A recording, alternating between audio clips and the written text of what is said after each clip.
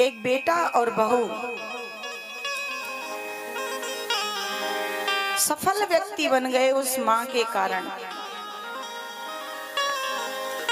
बेटा नौकरी पर चला गया, बहू से कह गया ध्यान रखना मेरी माँ का, मेरे पिता का। अब बहू ने क्या किया कि अपने सास ससुर को जो 3 मंजिल का मकान बनाया था, उस तीसरी मंजिल के सबसे ऊपर वाली मंजिल में सास ससुर को रुका दिया।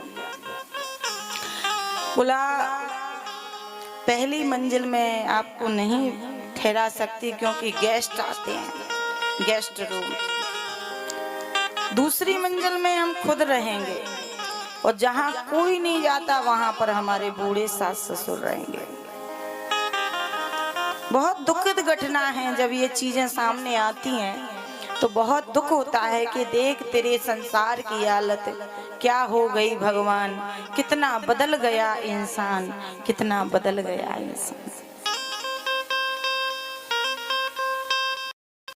तो हुआ ये कि धीरे धीरे समय बीता तो माता, जो बूढ़ी माता जी थी वो खत्म हो गई।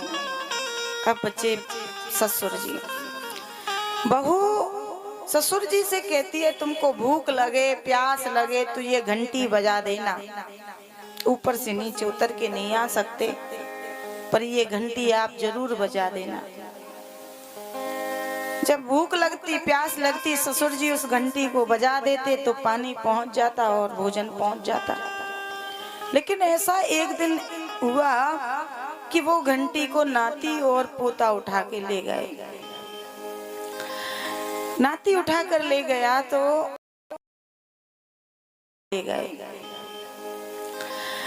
नाती उठा कर ले गया तो बाबा तो भूख में तड़पने लगा, प्यास लगी बाबा को, पर कौन बताए कैसे बताए, घंटी ही नहीं है वहां पर। बाबा नीचे उतर के आ नहीं सकते, बहू इसी इंतजार में कि घंटी बजाएंगे बाबा।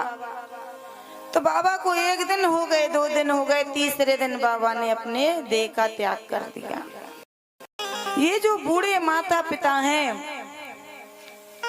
वो बूढ़े माता वही हैं जिसने अपने बेटा को और अपनी बेटी को एक जज बनाया, कलेक्टर बनाया, इंजीनियर बनाया, और वही आज उस माता पिता को, बूढ़े माता पिता को उस